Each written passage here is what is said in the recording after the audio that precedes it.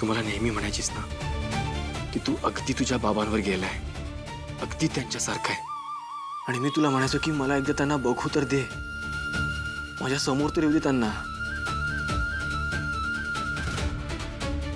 आणि जेव्हा ते माझ्या समोर आले तेव्हा चित्र वेगळंच दिसलं ग मला. एकीकडे मी त्यांना बाबा म्हणावं म्हणून त्यांचे चाललेले प्रयत्न, या पत्रात तुझ्याबद्दल लिहिलेलं प्रेम, आणि दुसरीकडे जेपीसी मेडिकल स्कॅमचे पुरावे लपवणं. असं वाटतं की या माणसाला मी बिलकुल ओळखू शकलो नाहीये.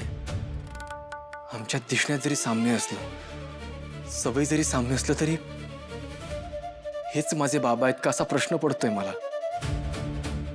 आणि हे मी बिलकुल रागाच्या भरात बोलत नाहीये, खूप विचार करून बोलतोय मी. काय खरंय काय खोटंय मला खरंच कळत नाहीये. पण एक गोष्ट नक्की, तुझ्या मृत्यूमागे जर दयानंद खांडेकरांची थोडीशी जरी चूक असेल ना, तर मी त्यांना नाही सोडणार. या माणसाबद्दल मला खरंच काही कळत नाहीये. काय आहे कसं आहे बिलकुल कळत नाहीये. तारिणीला असं वाटतंय की ते निर्दोष आहेत. पण जशा एक एक गोष्टी उलगडत चालल्यात, माझा संशय वाढत चाललाय.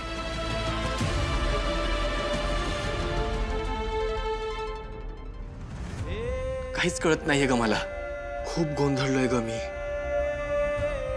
तुझ्या सगळ्या प्रश्नांची उत्तरं आपल्याला लवकरात लवकर मिळतील. फक्त तोपर्यंत शांत राहा आणि जरा विचार कर. बॉस, तुला कोर्टात जायचं होतं ना?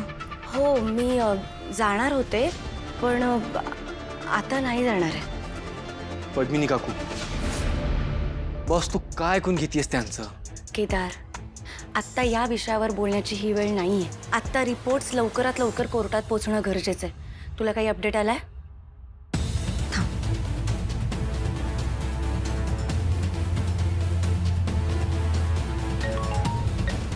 कमांडर, काय अपडेट? रिपोर्ट्स आले? नाही ना बॉस, मी इतक्यात साधू सरांकडे चौकशी केली. कमांडर, मग त्यांना घाई करा. आपल्याकडे वेळ खूप कमी आहे. त्यांना सांगा आपल्याला ते प्रायोरिटीवर द्यायला, कारण थोड्याच वेळात बाबांची केस सुरू होईल. आणि ते रिपोर्ट जर वेळेत कोर्टात पोचले नाहीत ना, तर आपण हे प्रूव्ह करू शकणार नाही की ते रक्ताचे डाग तिसऱ्याच कुठल्या तरी माणसाचे होते. आणि मग सगळंच खूप अवघड होऊन बसेल. हां बॉस, मी करतो काहीतरी, तुम्ही नका टेन्शन घेऊ. ओके, आणि मला कळवत राहा. Yes boss.